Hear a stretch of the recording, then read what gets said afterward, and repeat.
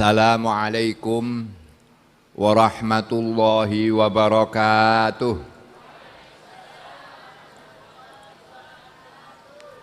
Alhamdulillahi munzilil hikami ala qulubil kalim bi ahadiyyati tariqil amam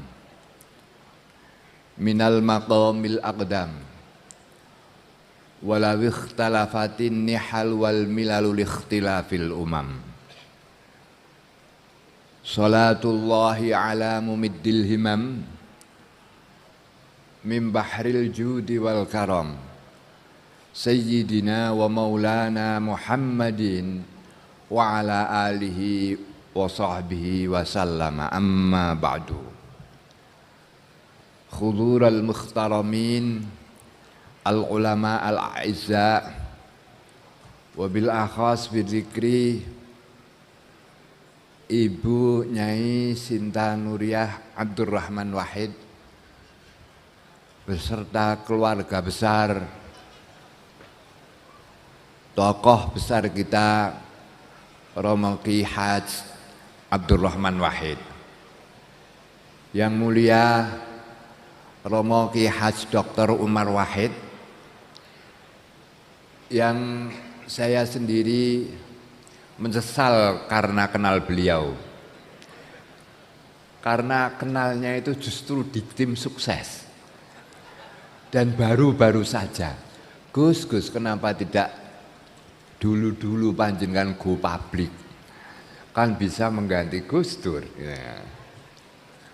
Kami tidak kehilangan pegangan lagi gitu. Dan para tamu undangan, kalau saya sebut satu persatu nanti saya mengabsen sebagaimana Ning Inayah. Pikiran ini sudah diadu-adu oleh Ning Inayah. Jadi maafkan kalau kebetulan bicara saya ini meloncat-meloncat tidak karuan genai karena sudah diusahasi oleh beliau. Para romo kiai dan tokoh besar yang hadir di sini, serta terutama masyarakat Gus Durian, Nahdliyin Nahdliyat semuanya. Saya jadi gumun. Kenapa sekedar menandatangani penangguhan penahanan dari saudara Dera dan Munib ini jadi viral? Apakah pembelaan kiai terhadap aktivis-aktivis itu dianggap suatu keanehan? Kadang-kadang yang aneh itu panjenengan itu yang memiralkan itu. Sudah sewajarnya itu, sudah sewajarnya. Apakah ketika umpamanya Gus Dur menjadi ketua Badan Kebudayaan Nasional itu sesuatu yang aneh? Ya tidak, seorang kiai juga harus memegang kendali kebudayaan. Apakah ketika Pak Kiai itu datang ke sawah membimbing para petani-petani itu menjadi viral, apakah dianggap sesuatu yang aneh?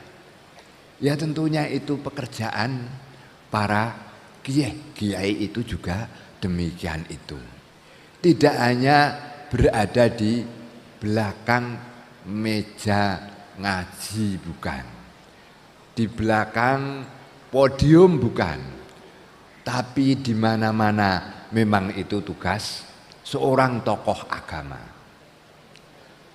Saya sendiri takut menjadi pengurus NU itu kalau tidak mengharapkan berkah dari para founding father, saya takut. Bagaimana tidak takut? Pada malam hari ini kita haul ke-16, seorang tokoh besar yang memang bisa dibuat panutan, yang memiliki dasar serta bahan untuk dibuat panutan. yang memiliki ketauladanan yang memang bisa dibuat panutan. Bagaimana tidak takut? Sebuah jamiah dan organisasi ulama yang oleh Imam Al-Ghazali dikatakan fasadur ra'iyyati bifasadil imam wa fasadul imam bifasadil ulama. Carut marut yang ada di umat ini karena kerusakan para pemimpin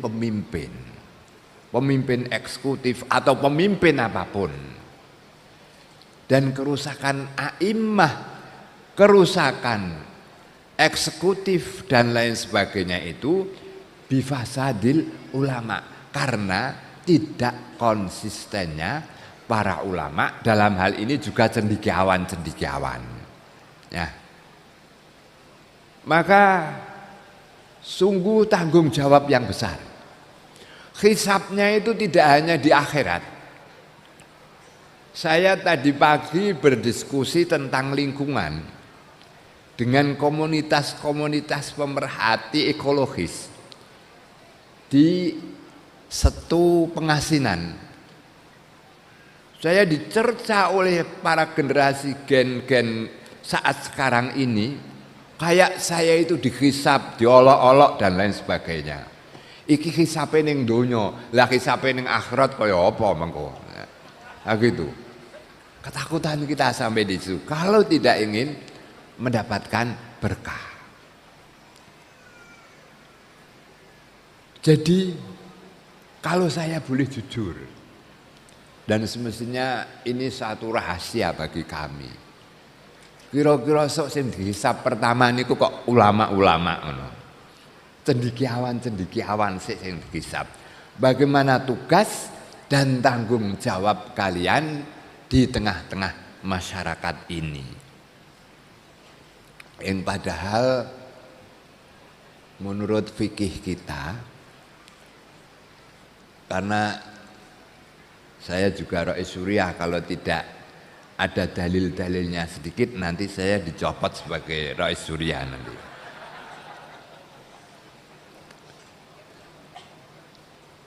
Idza ta'assarat, kata Imamul Haramain, tauliyatul imami fal umuru mauqulatun ilal ulama. Ini kata Imamul Haramain rahimahullah. Ketika kita sulit untuk membentuk pemerintah, ketika pemerintah ini chaos, ketika pemerintah tidak bisa melaksanakan tugas-tugas sebagai khilafah, yaitu aimaratid dunya dan menjaga agama, wal umuru mauqulatun ilal ulama, maka tanggung jawab dikembalikan lagi kepada para ulama. Jadi seorang ulama harus menutup kerja-kerja serta tugas-tugas yang semestinya dilakukan oleh pemerintah. Pemerintah abai, tidak bisa melaksanakan, maka disinilah peran ulama. Kalau pemerintah tidak bisa menegakkan musyawarah, dalam terjemahan demokrasi, dalam terjemahan musyawarah, maka ulama harus menegakkan demokrasi itu. Kalau pemerintah tidak bisa menjaga lingkungan, karena banyaknya kepentingan yang bermacam-macam, maka ulama di sini berkewajiban untuk menjaga lingkungannya. Kalau pemerintah tidak bisa melindungi rakyatnya sendiri, maka tanggung jawab perlindungan ini dikembalikan pada para ulama-ulama kembali. Nah ini semestinya tugas yang sangat berat. Oleh karena itu suatu hal yang aneh kalau saya melihat orang berkompetisi, apalagi dengan tidak sehat, dalam suatu pemilihan pengurus di daerah-daerah atau PB. Golek gawean sing mengko bakale hisabnya itu sangat berat sekali. Nah, saking dini beratnya, semacam para kiai-kiai apalagi Gus Dur, dengan gaya polosnya Gus Dur, dengan gaya jok-joknya Gus Dur, itu semestinya untuk meredakan romo kiai sing ora iso guyon. Nah gitu, kok stres dhewe mengko. Karena tugasnya yang sangat berat itu, maka harus diringankan dengan jok-jok. Dan ini adalah contoh yang kita peroleh dari Gus Dur yang menerjemahkan apa? Kitab, menerjemahkan. Tidak sebagaimana kiai. Arih nafsaka anit tadbir, wa maqama bi ghairuka la takum bihi anta li nafsika. Sing wis diurusi karo Gusti Allah wis ben, awake dhewe sing penting usaha. Bariku diserahke karo Gusti Allah. Tinggal guyon-guyon wae. Kalau saya ya tinggal ngutut-ngutut dan ngopi-ngopi saja gitu. Gitu. Jadi mari semangat Gus Durian, maaf kita harus contoh. Kita tidak mungkin bisa seperti Gus Dur, tidak mungkin. Ya, yang mutafannin fil ulum, ngilmu apa wae iso. Wis syarate mursid. Syarate mursid itu mutafannin fil ulum.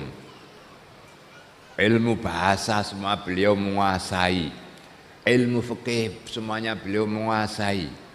Siapa bilang? Saya itu punya kiai almarhum Kiai Wahid Zuhdi. Sebelum dia baiat itu kalau sama Gus Dur itu bensinnya Masya Allah. Saya nyetel pidatonya Gus Dur saja disuruh mateni.